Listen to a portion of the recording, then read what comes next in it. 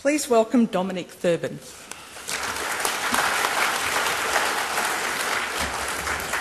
Hey. Thanks, Kathy, for systematically lowering expectations. I appreciate that. Thank you very much indeed. I give up. That's impossible to follow. No, hey, thank you very much indeed, Kathy, for those kind words of introduction. You know, so talking to Kirsty a lot in the run-up to today's event, obviously, and then meeting Kath this morning, the energy around the regional training networks is so clearly infectious. And when you sit down and get briefed on some of the 22 projects which I did in the lead up to this, there's a reason why. They're properly remarkable and properly amazing. And I've had the great pleasure over the last 6 or 7 years of getting to sort of study the science of collaboration a little bit in many different parts of the world, and to really start to dig deep around the power of networks and the power of collaboration, whether it be across an enterprise, across a department, or across, in this case, like a whole diverse ecosystem of a sector, the power of collaboration to really make remarkable things happen. And that's where I'd love to, I guess, start the conversation today. I actually wanted to start by sharing the story which, across the last 7 3/4 years of research into subjects, like really diverse subjects, what still to this day is the #1 example that I keep going back to about this profound power of collaboration. And it starts, weirdly enough, in New York City in 2006 with a phone. A woman by the name of Ivana, and this is not like the apocryphal Ivana, this is an actual person, true story, called Ivana. Trust me, it's true, it's all on the internet. And Ivana is coming home late from a party one night, literally coming home late, and leaves her phone in the back of a taxi. And of course, you've never seen that again, right? Like once you leave it in the back of a taxi, it's gone. And the sort of phone she lost was one of these. It's called a sidekick. Does anyone, just total long shot, does anyone have a sidekick? The phone, not like a little dude in a cape. That'd be weird. So they never took off in Australia. They're about 17% of the United States smartphone market, where Apple totally doesn't have the dominance it has here. And anyway, so Ivana lost one of these. It's called a sidekick. And there were back in 2006, there were a few really amazing things about the sidekick phone. The most amazing thing was that way before cloud technology, which I learned a lot about this morning, way before cloud technology became popular, T-Mobile were using cloud technology to help users of their phones, users of their sidekicks, store their data. So the amazing thing about a sidekick phone is that everything you do on that phone, every photograph that you take, every email that you send, every contact that you store, everything is backed up in real time to a server online. And so if, for instance, you were to hypothetically leave your phone in the back of a taxi one day and lose it, you would be able to get a new phone and download all of your lost data. So after 3 days of trying to get her phone back, and Ivana literally spends 3 days calling her own number, sending herself text messages, if lost, please return to. After 3 days, she sucks it up and she goes out and buys a new phone. And she downloads all of the data from the cloud. But she notices something very, very strange when she downloads her data. Because it's not only her data that she's downloaded. And like, weirdly, in the 3 days since losing her phone, a whole lot of new data seems to have been created. Some new photographs have been taken and new contacts have been stored. It's like, what's going on here? I'm just British now, apparently. What's going on here? Anyway, so she realizes what's happened is she's come into possession of all of the data that the person who picked her phone up out of the back of the taxi has created. So someone has got in after her, stolen her phone, ignored the calls and ignored the text messages, happy days, free phone. Been using it, but all their data is backed up online. And so Ivana downloads all of the phone thief's data when she restores her phone, including like photographs of the phone thief, her name, and of course the phone thief's personal phone number. So she calls. She calls the phone thief, who turns out to be a 14-year-old girl called Sasha, who picked the wrong phone to steal on this particular day. So she calls Sasha and says, like, hi, my name's Ivana. You and I have something in common. You're talking on it, and I'd really like to get my phone back. Now, so that conversation can go one of two ways. And it goes the not good way. So instead of Sasha going, really sorry you caught me, My bad, have your phone back. Sasha launches into a tirade of abuse. Right? She starts abusing Ivana for being so stupid as to misplace a phone. Right? She's like, and so they've seen pictures of each other, right? Sasha starts racially abusing Ivana. She's like, you white people, how rich are you that you can just throw a phone away? And she finishes the call by saying, this is quote, she finishes the phone by saying, if your white ass wants this phone back, you come to my part of town and I'll hit you with it. So that's a no, right? That's... So Ivana has two choices at this point. Kind of curl up in the corner and let it go, or get a little bit resourceful. And she chooses the second option. And she inadvertently launches this chain of events that, to my mind, still to this day, across literally 7 years of the research into like the neuropsychology of human behavior and enterprise collaboration, still to this day, she launches a chain of events which I believe is the most provocative example of how we need to reimagine the power of collaboration and what it can do for us in our industry. Ivana, the woman who lost the phone, Ivana starts a website called... I hate the new PowerPoint. If Microsoft's watching, maybe edit that bit out. Client. She starts a website called www.stolensidekick.com. And she uploads to the website all of Sasha's photographs, all of Sasha's contact details, all of Sasha's phone numbers, does a little bit of blogging. This girl stole my phone, power to the people, let's see if we can do something about this. And she sends the link to a few of her friends and she goes to bed that night on July 11th, 2006. By July 12th, 2006, two remarkable things have happened. Number one, Ivana is woken up at about 2 a.m. by a call from the United States Military Police. Happens to the best of us, right? Turns out Sasha's brother is a US MP, and far from calling to say, I saw your website, I am so sorry about my sister, calls to say, I see you're harassing my sister. We know where you live. If you don't cease and desist, some boys from our unit are going to come down and sort you out. So basically a death threat. And the second thing that happens is that Stolen, as if that wasn't enough, the second thing that happens is that Stolen's sidekick gets listed on the website dig.com. Anyone heard of Dig? Anyone not heard of Dig? Okay. Dig's just a new. So today's about collaboration, right? And the power of networks and the power of bringing people together and what that can do, right? Dig is just a newspaper, but it is a collaborative newspaper.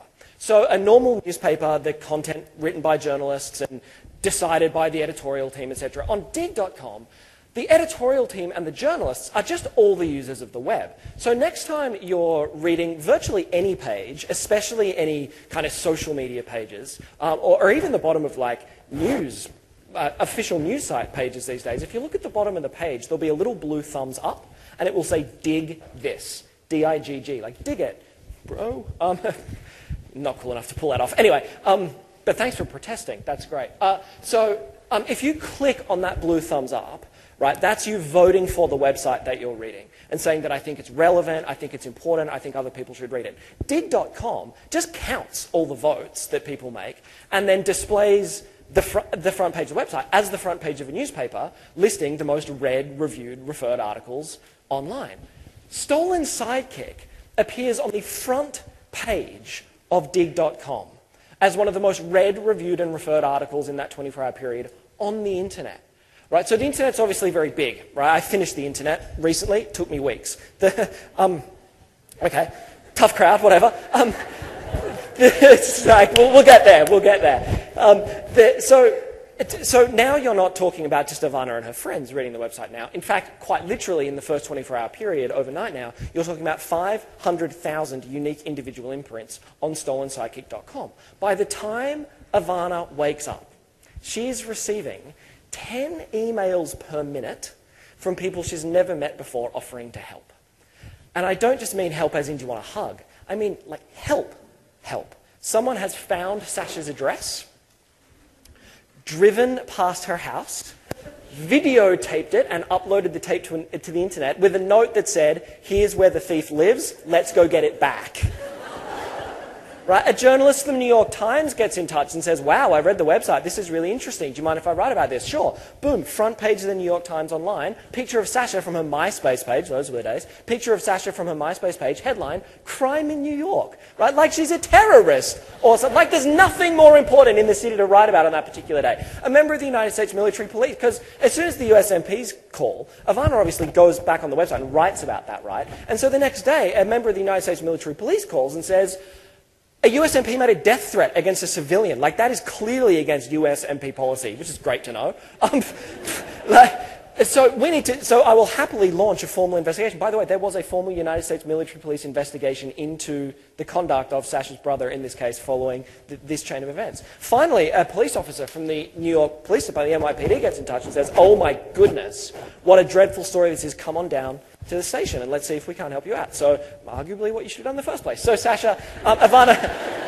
It's like, but 500,000 people later, she's got the message. So Ivana takes herself down to the precinct office, files a report, but the police mess it up. And they classify the phone as lost instead of stolen, which means they won't investigate, even though they've got pictures of the offender. So back to stolenpsychic.com. The NYPD is screwing me over. They aren't looking out for the little guy. They're not investigating my case. 24 hours later, literally 24 hours later, the police are coming under such tremendous public scrutiny. There's like tens of thousands of people reading about this now. So the police are coming under such pressure that a relatively middle-ranked police officer gets so angry that they're not doing anything about it that he leaks a confidential classified NYPD process document about how you go about getting complaints reclassified from one department to another. Sends it, emails it to, it's like Deep Throat, emails it, it's like a really, really less impactful version of Deep Throat, emails it to Ivana, who of course goes, oh, interesting document, posts it on stolenpsychic.com. So the NYPD call and they're like, I don't know where you got that, but take it down or we will arrest you. So she takes it down, but of course by that point, every blogger in the world has gone, oh, interesting, and copied it to their own website. So now this confidential classified NYPD document just lives out there on a series of blogs. Honestly, pardon this expression, but I heard getting that document off the internet likened to trying to take pee out of a swimming pool. It's like a one-way deal. Anyway, so less than 24 hours after that happens, the NYPD are now coming under such remarkable pressure that they bow to it. They reclassify the phone as stolen. 2 cops drive to Corona, arrest Sasha, like phone in hand, you'll never take me alive, punk style stuff. Take it down to the office, printer, do all the other kind of gear, surrender the phone back into the possession of Ivana, who 4 days after this whole thing started, decides very generously not to press charges, presuming that the poor girl by this point has probably been through enough. Although, and this stretches the friendship a little bit in terms of like believability, how this story ends, right? But it's a 100% documented matter of public record, and I urge you to look it up. Ivana sells the phone on eBay as memorabilia of the story, and it clears for $10,000. So they say crime doesn't pay, but in this case it's kind of done all right out of the whole thing. Anyway, so less than 4 days afterwards, Ivana gets a phone back and Sasha gets like a monumental slap on the wrist and you know, it's Sasha's brother winds up in front of a tribunal from the US MPs, and the story has a nice happy ending. Now, I tell that story for 3 reasons really, because the first is it's just a madly interesting story and I don't think anyone should really go through their life without knowing that. But B, and perhaps more importantly, secondly, I mean, if anyone ever doubted the power of social media and the web to really significantly impact the way people interact, there's a pretty interesting anecdote in that. But thirdly, and much more importantly, and much more relevantly to today, look at this remarkable power of a disorganized network to affect a really profound outcome. And I would say in this case, a disorganized network, not even an organized one, right? Think of all the groups that were involved in that story. So, okay, so you got Stolen Psychic and you got dig.com. What other groups or institutions were involved in that particular story? Yeah, this is the bit where you have to participate, by the way. So yeah, the NYPD, absolutely. Who else? Yeah, the New York Times wind up getting involved. Who else? The United States military police, as if that wasn't enough. Can you imagine in a traditionally run institution trying to pull that many disparate parties together to collaborate? It's like, sometimes I have trouble getting the people in the office next to mine to get like 5 minutes with me, and Because in this situation you had the unique confluence of, firstly, people with the right attitude, because all of them had to elect. No one got paid to be part of this. Not even the cop who put his job on the line to leak a comp. No one got paid. No one got asked to be involved. So the first thing they had in the confluence was an attitude of people going, we have to do something about this. I actually want to get involved. The second thing they had, crucially, was they had a network to do it. None of this is physically possible 13 years ago.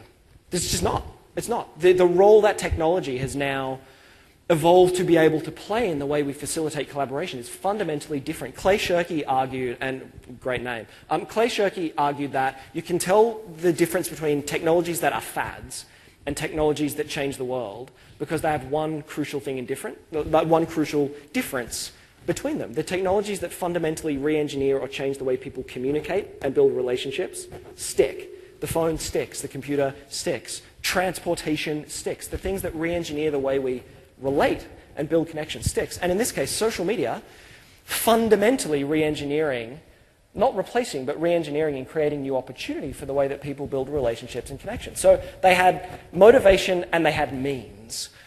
And when you got motivation, you got means, there's not a lot that people can accomplish. I would put it to you that finding a lost phone, not even a lost phone, proactively getting back a phone from someone who doesn't want to give it to you in a city of 13.5 million people when the police say that they don't care is a remarkably complex feat to accomplish.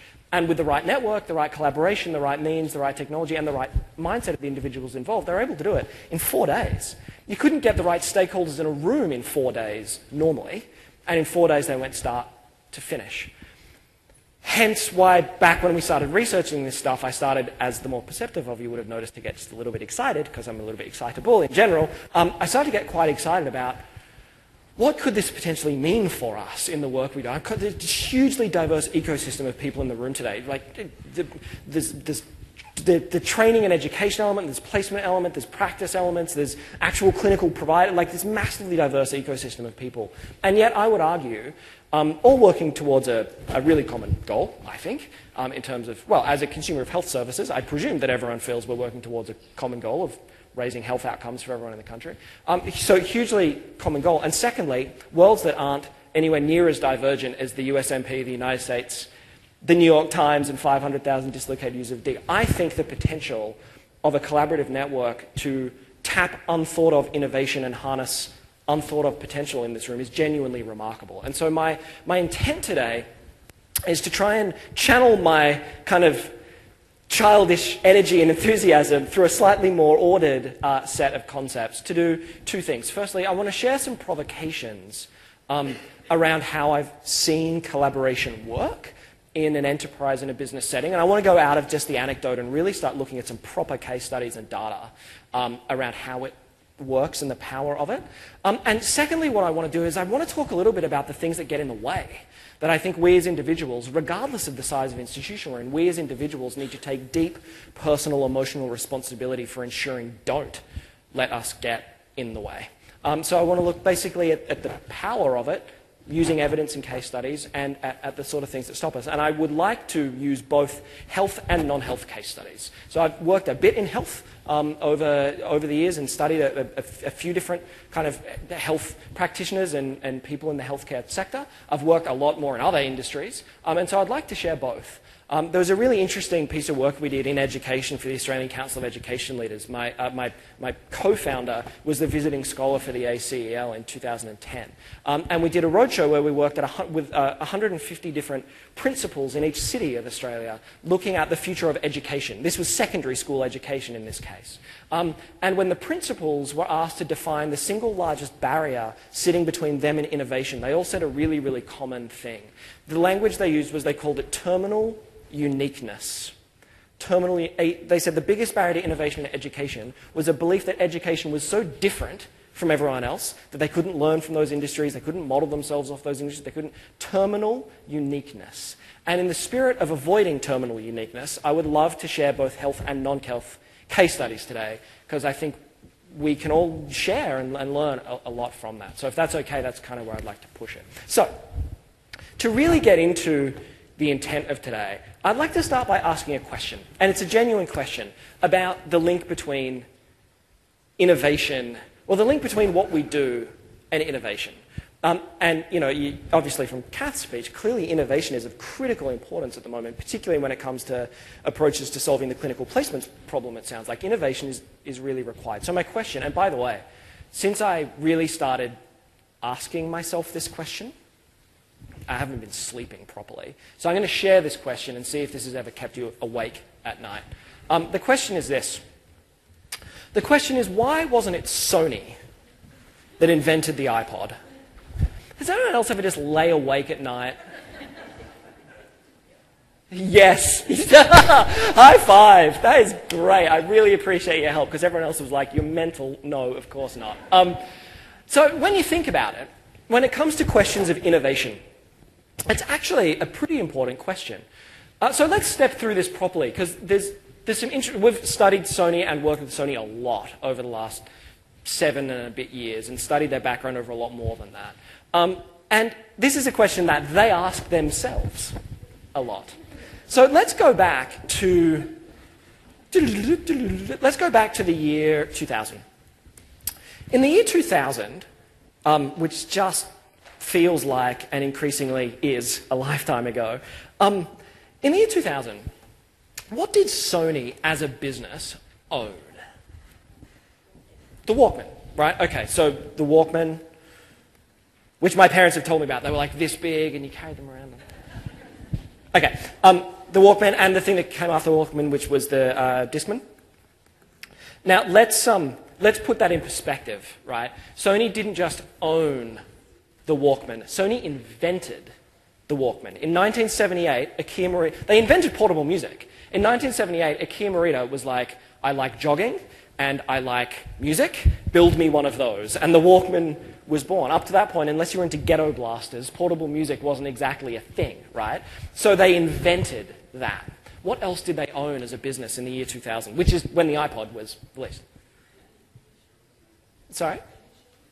TV shows, yeah, absolutely. They owned the content that went on the devices. So in the year 2000, Sony owned not just the physical devices themselves. They owned the world's largest movie studio and the world's largest music studio. Right? So they owned the device and all the content that went on the devices. What else did Sony own? Sorry? Yeah, computers. So computers, televisions, home cinema, yeah. So I call that just consumer electronics. But yeah, they owned, I mean, they made some bad bets, Betamax, but they owned consumer electronics. And not just the devices, what else did they own at that time? So they owned actual manufacturing. So they owned manufacturing. What else did they own? The rights, so the content and the rights. Whoa. They also owned the brand at this point. The one bit that you can't just buy. Right? And it's hard to remember that today, because today Sony's a basket case, right? It's carving itself up and it's selling off businesses just to try and stay afloat, and most bits of it aren't making any money really anymore. Even the PlayStation division is oscillates between being a basket case and propping the rest of the company up. But in 2000, the brand was so strong that you either owned a Sony device or lied and told the world that you owned a Sony device. Those were basically your choices, for fear of playground reprisal, right? And they owned the most expensive bit, which was distribution. Those were the days, or you could walk into a Sony store and buy stuff. By the way, they also were playing in the year 2000 with a really funky idea for distribution, which was, what if we were to build a website where we split our albums up into songs and sold them per song online, and became the first production company in the world to sell you songs instead of albums? Then decided there wasn't potentially much of a future in that.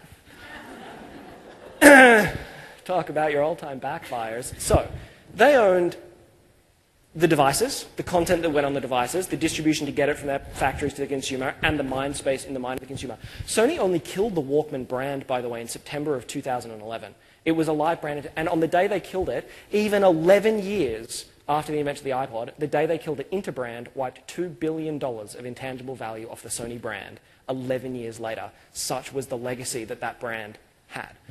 So, By the way, how much of that did Apple own? Literally none. Literally none, with perhaps the exception of consumer electronics. But don't forget, this was not cool, funky, Chris Martin in a silhouette to Viva La Vida Apple. This was basket case Apple back at that time. When Steve Jobs came back to Apple, they had 35 days cash left before they had to close the doors and roll up shop, like close up shop as a company.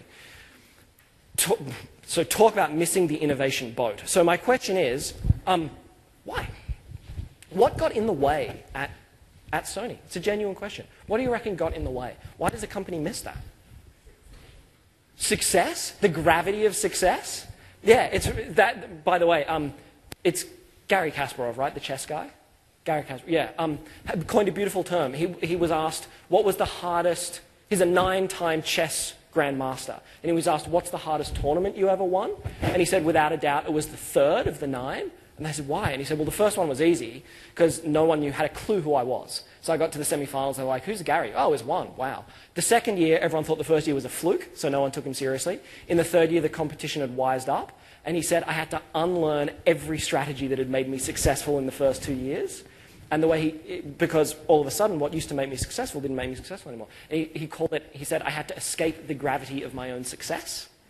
And a lot of people make that argument of Sony. They say the problem with Sony is that they owned everything. They were at the top of their game. They were number one in the market. It's actually in business literature called market leader syndrome, where the second person in a market most aggressively drives innovation. So a lot of people say that.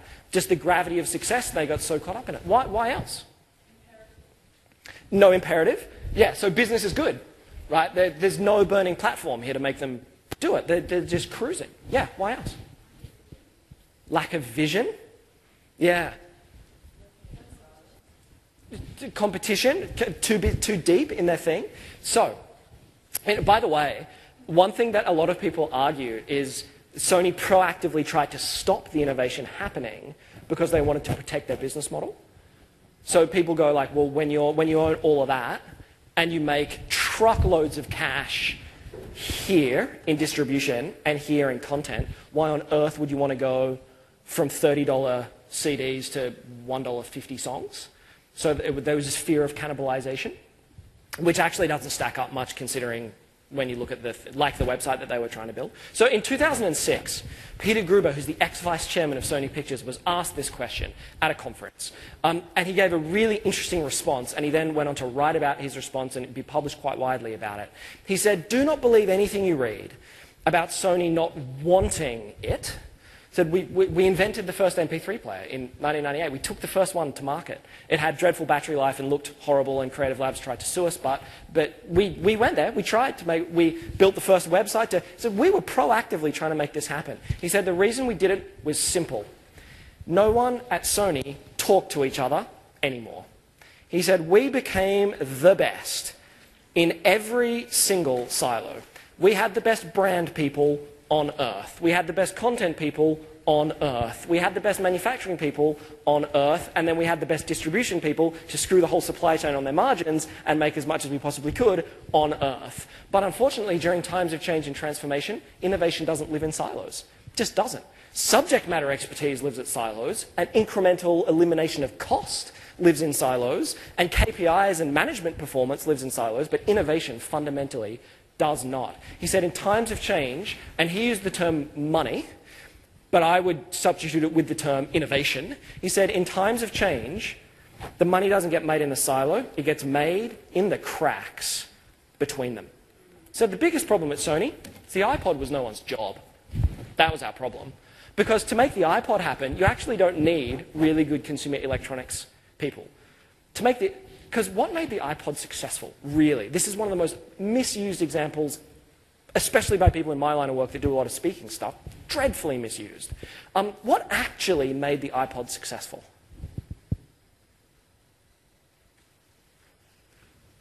Take a stab.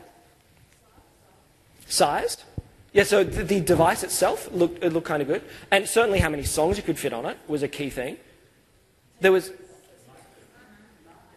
marketing. It kind of became popular and cool, but you've got to remember it was coming from a rubbish brand at that time. So the iPod wears such a halo because of what Apple became later. But actually at the time, the thing that made the iPod successful was iTunes. Because no one had asked the question, hold on a sec, if I'm going from 30 songs on a CD to 10,000 songs in my pocket, how on earth am I meant to organize that stuff? And I've got a massive shelf of CDs in my house. How do I get it from there onto my device? Like, because that is sunk capital for someone with a CD collection. And so, and even to this day, if you go to the Apple website, there is no iPod link. There is no iPod. There is an iPod plus iTunes link, even to this day. Because to make the iPod successful, you didn't need someone to build a better device. In fact, when the iPod came out, it got panned as a user review because we all look back and go, what a genius interface. No one liked the circle wheel thing. And as soon as touch technology came along, they ditched it and moved on to other things. It had dreadful battery life, and it retailed at a 300% price premium to its nearest competitor. But it fit the ecosystem properly. So to get the way they had to do that is they had to go, what we really need is we need to get our device people together with our distribution people, together with our content people to begin with, because now we don't just need a device, now we need a device that has a way of getting music on and off it, which no one's ever really tried to do before. So firstly, we've got to bring three of those sides together. Then we need to bring this whole new silo that doesn't exist called software and operating system. Like, because now it's a little mini computer. We don't even have a silo for that, let alone get them to collaborate. We need this whole new piece of it. Fundamentally, what they were missing, if you think about it, is they had the depth, but they didn't have a network to pull the silos together. And they missed the invention, they missed the Time by their own admission, they missed the Time magazine invention of the decade. The $24 billion in sales in its first year, it's something like $24 billion of sales in year one mistake that they made, basically. And if you chart the trajectory of those companies, I didn't bring the slide, but you can literally chart the trajectory from a stock price, imperfect measure, but a stock price measure of those two companies over that time. And it tells a pretty stark story. And to this day, the way Apple actually keep out innovating the market has very little to do with sexy brand. They've got so much cash now, like you could fall over a sexy brand when you've got that much cash. Like you can just pay the best creative minds in the world to come up with really funky advertising campaigns. But what really sits at the heart of their genius today is a network of people internally who live across silos, and they're a good client of mine, I've seen how this works, a good network of people internally who live across the silos. iTunes was invented by two guys in San Francisco who used to work in IT support, but due to internal optimization got pulled out of IT support because there's 65,000 staff and only 4 people work in IT globally in Apple. And instead of firing the staff, they went, great, go forth and build a network across the organization and drive innovation. They made a structural emotional commitment to making collaboration, sharing, and systemization work across the business. And they beat the market most times due to its value. So this was the case study where we first really started going, there's really something to the concept of not making collaboration something that is just a theory, but building structures and networks. This is why, when Kerry started describing what the regional trade networks were, I'm like, it's just genius. It's exactly what Sony was missing in this case. It is the big green box that gives us a chance to be pulled together. And even if we're already busy, it's the sort of thing that it's worth investing time in, I think, because of things like this. Let me actually give you a pretty interesting health example of this that I came across recently. Let me show you an image. And see if anyone can tell me what this image is. So people can recognize what that image is, I imagine? Anyone? Yep. Yeah, in fact, technically speaking, it is the emergency room operating theatre at the Great Ormond Street Hospital in the UK. It's an image that was drawn of it kind of in a freehand, dodgy way by their ex-head of pediatric surgery. So in the early part of the 2000s, GOSH, the Great Ormond Street Hospital, was dealing with a pretty particular problem, which was some numbers had been done inside the hospital which showed that when you looked at fatalities in emergency surgery, roughly 10% of patient fatalities were very, very closely linked, not to actual human error under the knife or not to, like it's emergency surgery and we just can't save everyone. But 10% of fatality was actually linked to human error during transition from emergency surgery to intensive care unit. So poor transition, poor practices during transition were driving up patient fatality. 10% is a remarkably high number for poor process, I think. And anyway, so it was the head of pediatric surgery at the time, because Great Ormond Street Hospital obviously has a very lively children's hospital function attached to it. The head of pediatric surgery was literally reading the Lancet one night and came across a diagram that looked exactly like this. Literally was reading the Lancet and came across a diagram that looked exactly like this. And a light bulb hit. By the way, I'll send you links to this story afterwards. It's remarkable to read the depth behind this. A light bulb hit him, and the light bulb basically went, oh my goodness, we are not the only ones dealing with tremendously stressful transitions under pressure. Because this picture reminded him of a hobby that he was interested in. Now, some people may know the case study, and that's fine, but does anyone look at this picture and get reminded of something else? Chess? Oh, that's a really interesting answer, actually. It's got that sort of pieces on a board, strategy diagram kind of piece going around it, yeah. So, yeah, cool. Anyone else got anything else from that? Golf? Did you say golf? Okay. Talk about a hole-in-one. You've got to get around things, yeah. Maybe more putt-putt than golf. But yeah, absolutely. Anyone else? Sorry? Motorsport, precisely. It looks remarkably, in fact, remarkably like a Formula One pit crew. Remarkably like a Formula One pit crew. So, and golf. Talk about transitions under pressure. Right, so I don't know if I watched I'm a bit of a Formula One tragic and stayed up late on Sunday night and watched the Abu Dhabi Formula One Grand Prix. But let me just give you a bit of, to talk about transitions under pressure. So a Formula One pit crew can take the world's most sophisticated piece of automotive technology. It's like a rocket, but the wings are geared to make the downforce go down instead of up. Right? In fact, at about 85 kilometers an hour, that car generates so much downforce you could drive it upside down and it would stick to the roof. Like, these are remarkable pieces of engineering. Anyway, a Formula One pit crew can take that piece of machinery, which 15 seconds ago was going at 300 kilometers an hour, bring it into the pit lane, stop it on the marks, first time, every time, change 4 tyres, front wing adjustment, rear wing adjustment. If it was 2 seasons ago, they could have refueled, can't do that anymore. Too dangerous. No, he is dangerous. And then let them go back out on the track, and Red Bull just set the record for the fastest pit stop, 2.8 seconds. 2.8 seconds to change 4 tyres and make a wing adjustment, quite quick. And the Ferrari pit crew, which it's pretty remarkable, the Ferrari pit crew, which has a reputation as being the best pit crew in the world, although I think the Red Bull team's probably taken that now, but Ferrari, the modal average for errors in a season is 0. Right? So they are more likely to make 0 errors than 1 error. Great Ormond Street Hospital are killing roughly 10% of people in errors in transition. The Ferrari pit crew, it's remarkable.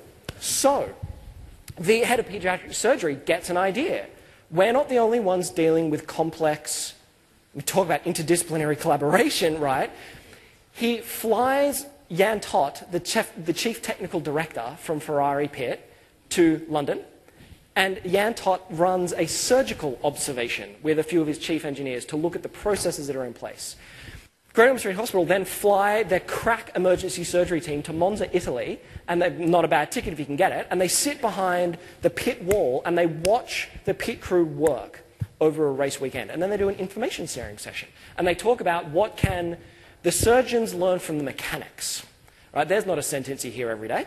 What can the surgeons learn from the mechanics? Because that is literally what was happening.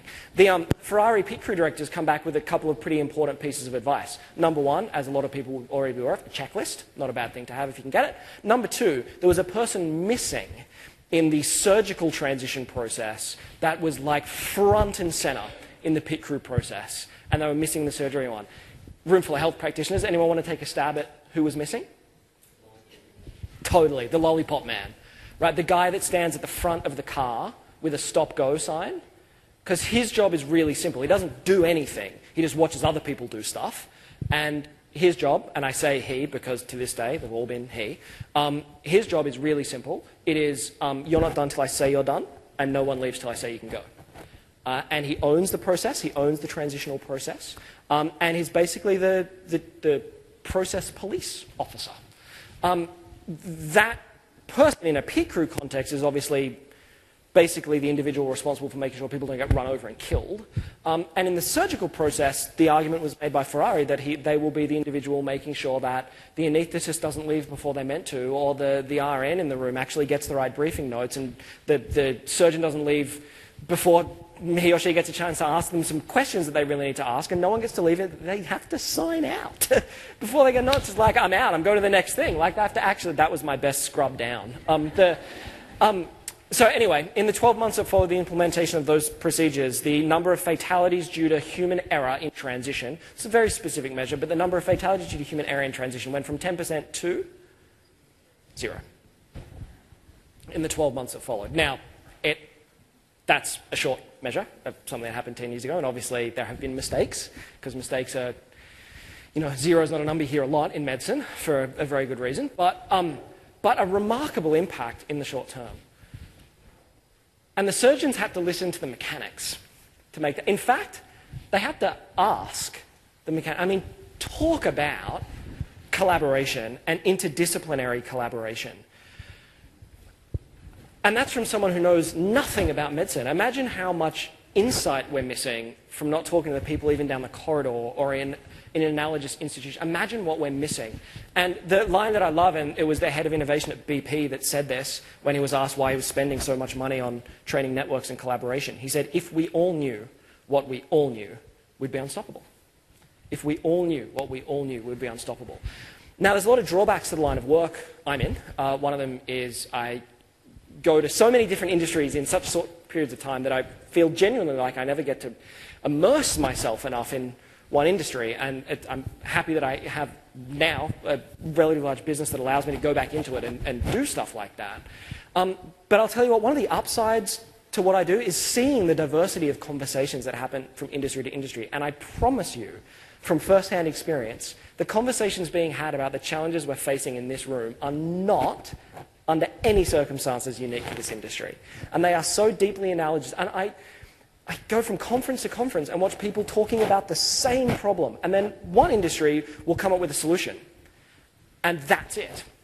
And then everyone else at the other conferences will keep talking about the same problems. If we all knew what we all knew, we would be absolutely unstoppable.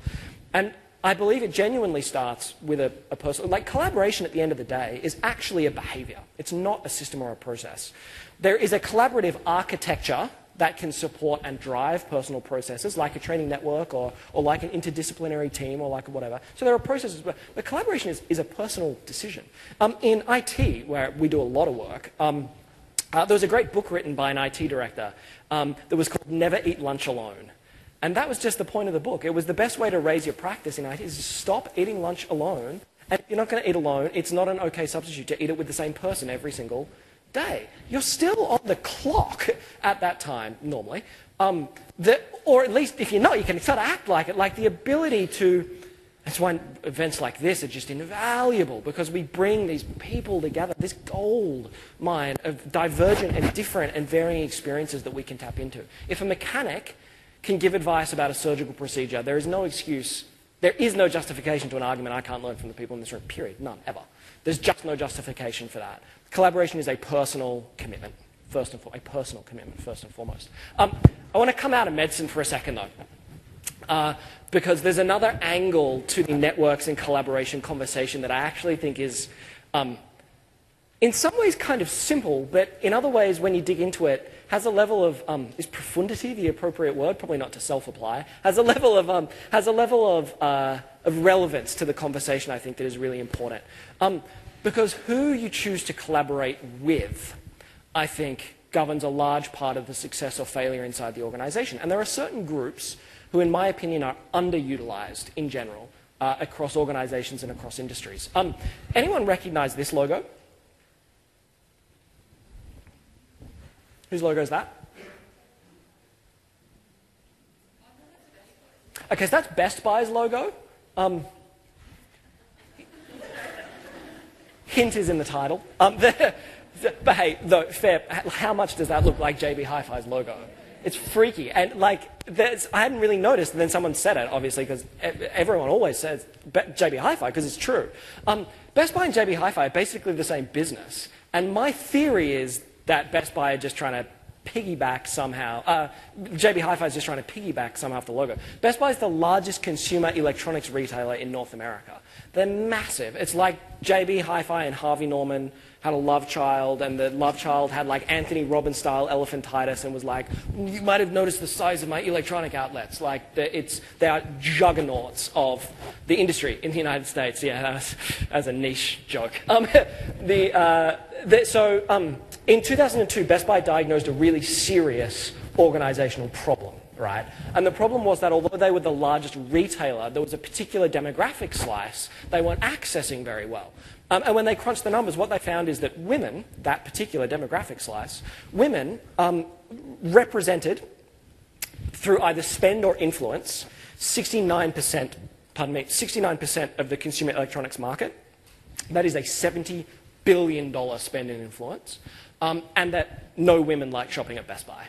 They called it, quote unquote, they called it a woman problem. I think if you're calling that a woman problem, that is probably part of your problem. Nonetheless, they did what many organizations would do as their first port of call to try and solve that problem. They called in the consultants, whole truckload of the bastards, right? Called them in to try and help them figure out how to attract more female customers to Best Buy. Okay, let's do this properly. We've got a couple of minutes, so let's do this properly. I want you to imagine for 1 second that you're put on that consulting panel. Are there any experts in electronic store design layout in the room? Good, okay. Good. I was like, right, well, you can leave for this exercise, because everyone starts from the same base. And by the way, if you've ever shopped at JB Hi-Fi, I would argue there probably isn't such a thing as an electronic store design expert, clearly. But anyway, and I'm like core market for those guys, and I still hate it. And they wonder why we shop online. So I want you to imagine for a second that you're put on the consulting panel, and you're asked to make that shopping experience more attractive to female shoppers. So trying at best to avoid shameless cliche, take 60 seconds just with the person next to you. Just from what you know of your experiences shopping at places like that, what are some things you would suggest? Just take 60 seconds, person next to you, come up with a couple of ideas, and then we'll share them out. If you don't know them, introduce yourself.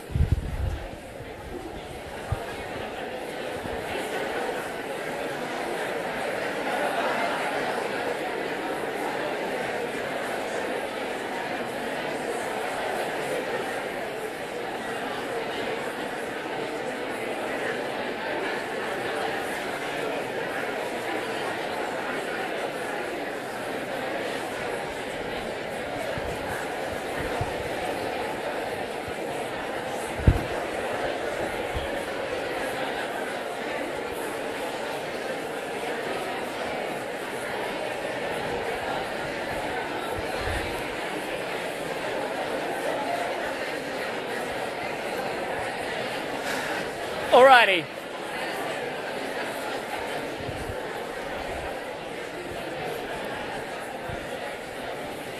Okay, so bring the conversation back in. Wow, people got really into that. That's really cool. So, what were some ideas?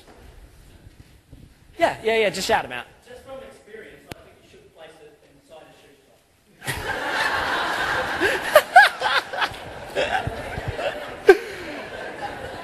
I'm just going to put store placement here, non-specific. Is it hire female staff? Yeah. So available, mature female staff. Not 19-year-old males who treat like a kid. Yeah, so there's an approach and an avoidance goal in that one, isn't there? Yeah. What else? Space. More space? More space, less stuff. Yeah.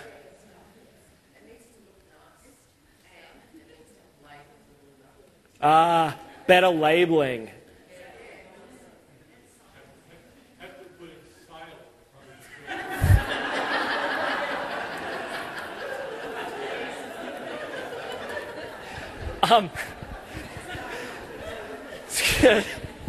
No comment. Although, actually, no, there is a comment. Yeah. There's a video at the back of the room. So, yeah, don't worry about it. It's fine.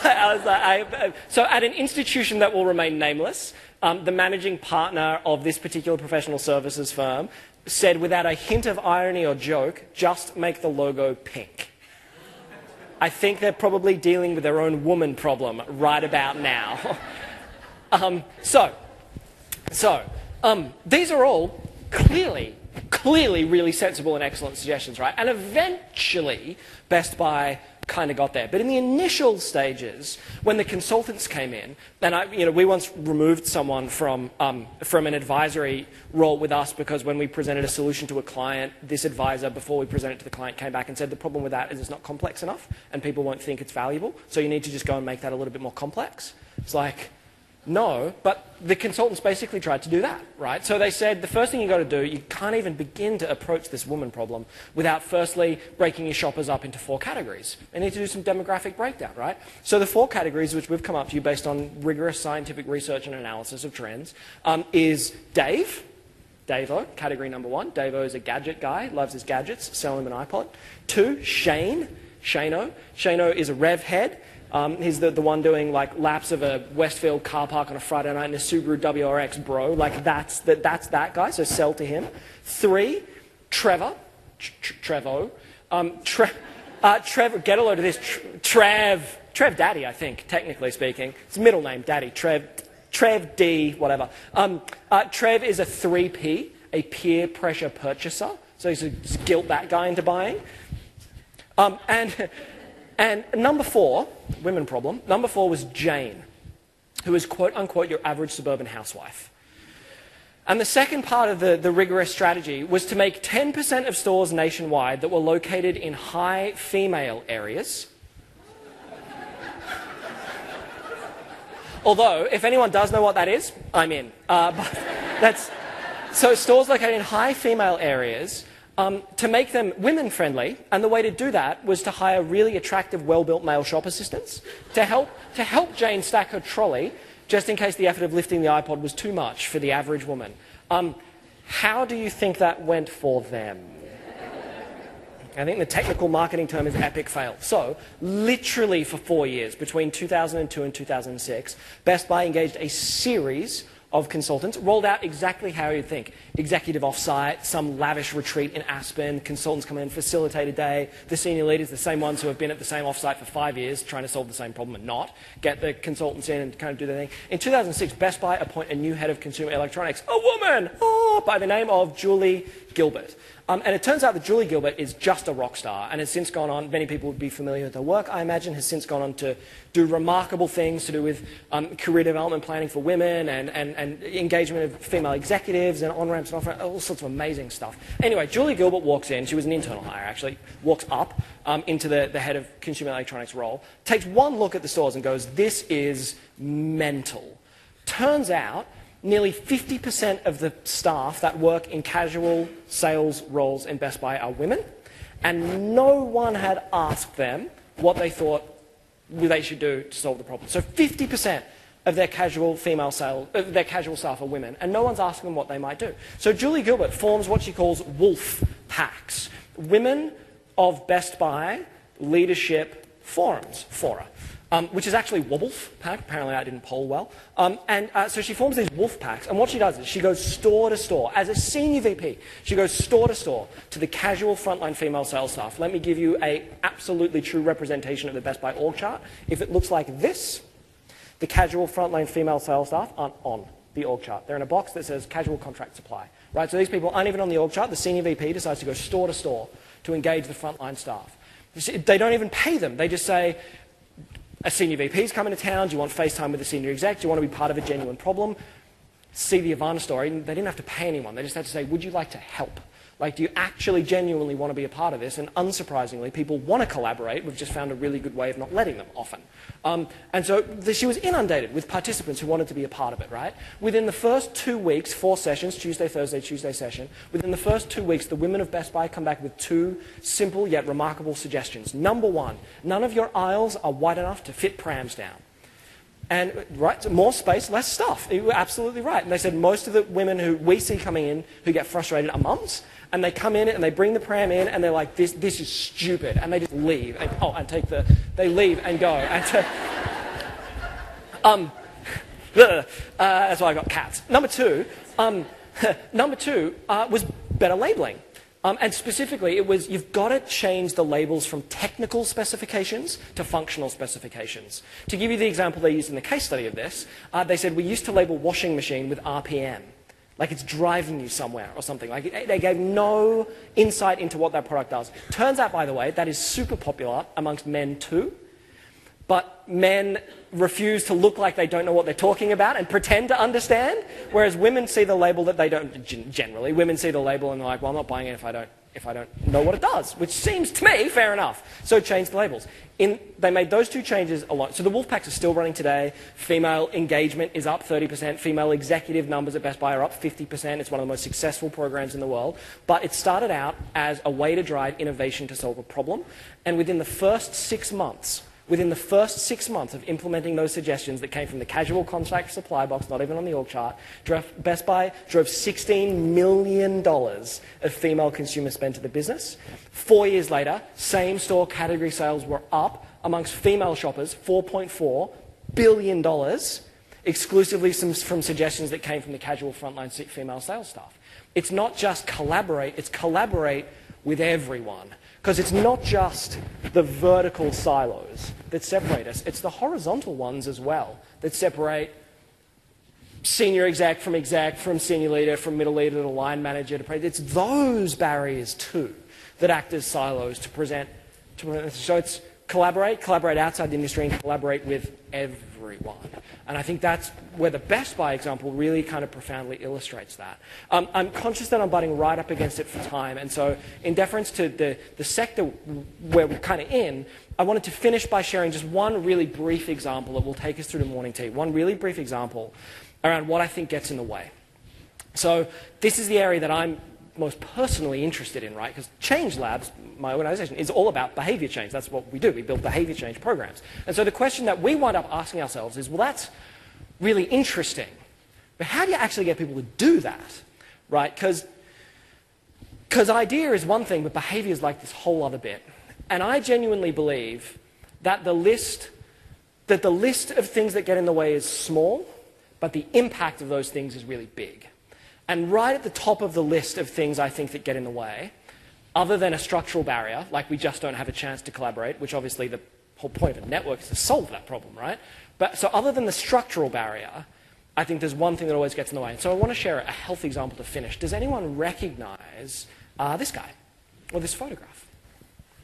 It's a relatively recent photograph, relatively recent article, quite high profile. It's from The Economist. It's a guy called Devi Shetty. A couple of people.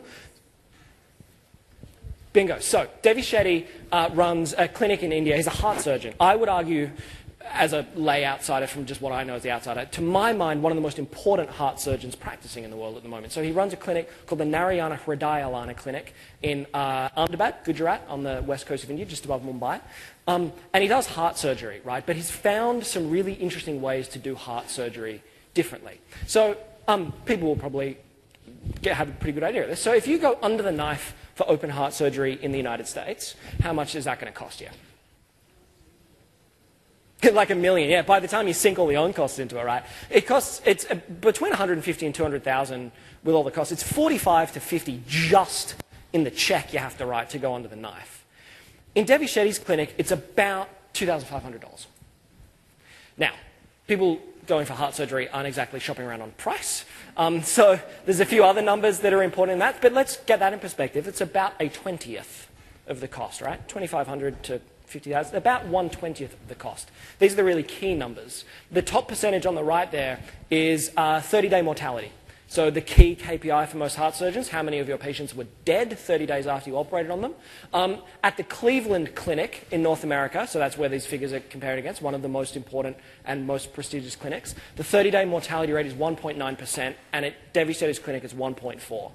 Not controlled for baseline underlying health complications, as one doctor once pointed out for me, so there's probably some variance in that. But even then, it's at the very least comparable, and I would argue still probably better.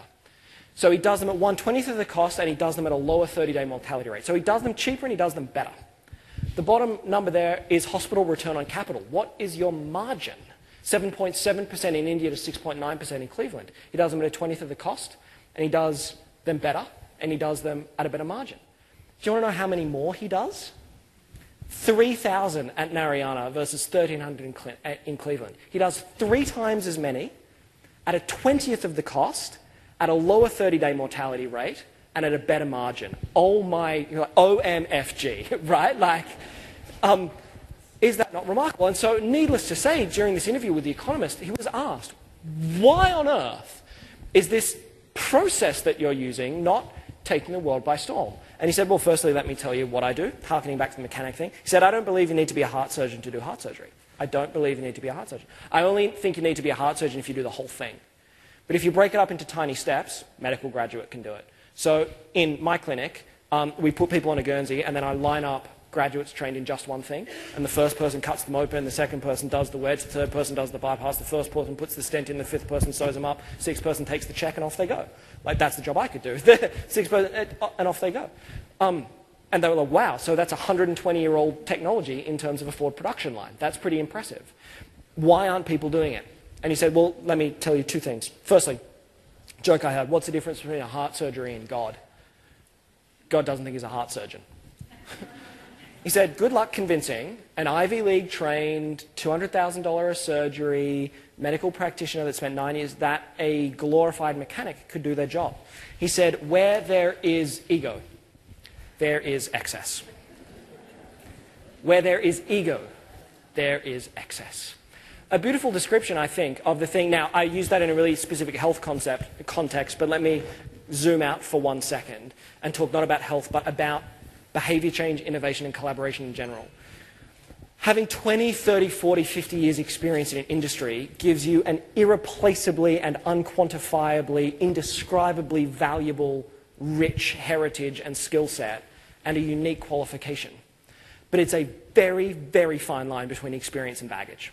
In all things. It's a very, very fine line between experience and baggage. People at Sony had 20 or 30 or 40 years experience and knew exactly what they were doing. The consultants that they brought in at Best Buy weren't idiots. They were Harvard MBA grads and some of the smartest people on earth. It's a very, very fine line between experience and baggage. And the number one thing that gets in the way of change, period, is ego. And I don't mean arrogance, because I'm not trying to ascribe judgment to it. I don't mean they go, I'm just the best in the world. It's not an arrogance thing. It's an identity thing. If you're telling me what I'm doing is wrong, you're telling me I'm wrong. You're telling me to change. That means you don't want me to do what I'm doing at the moment. And I've been doing this for 30 years. That doesn't feel right. And we shouldn't be judging the people in organizations who have that ego attachment. It's because we're all like that. We're all like that. No one ever self-identifies as the person who gets in the way of change, ever, right? But if I was to ask you now, even after all of this, and you're like, let's go change, if I was to ask you to stand up and walk to the other side of the room and change seats, the room would do this. Oh, God. Really? Oh, because we're all pro-change until we have to do anything, right? We've all... Genuinely. And it's not a judgment thing. Humans are like that. And the question that I think, when I say collaboration is a personal responsibility, in so many ways, innovation and collaboration are, we have to try our, as best as we possibly can, as fallible, imperfect, busy creatures, to just try our best to take ego out of it. And to make it not about us, but about how we can be in service of something amazing. We can, in this room, be in service of something really amazing. There are not many industries you go... So I don't have... my last client was an investment bank. I'm not saying you're going, we can do something amazing, by which I mean whack another 0 on the end of your salary and blah, blah, blah. We're in health. We can properly do something amazing. We can build legacies that countries will look back on and go, that'll be the next Debbie Shetty. We can do that, right? But it's not going to be done doing stuff the same way that we did it yesterday, and it's not going to be done in a silo. We have to find ways to proactively take the ego out of it and go on this journey, I think, as a group and as a sector. So anyway, that's why I was really excited to be here this morning. It's been really, really good fun, and thank you so much for being so warm and open and generous and participatory. Thank you.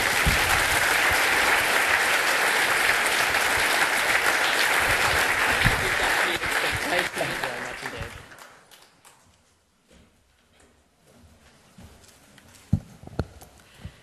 And Dom was worried he wouldn't live up to those lofty expectations I set. Dom, you were fabulous.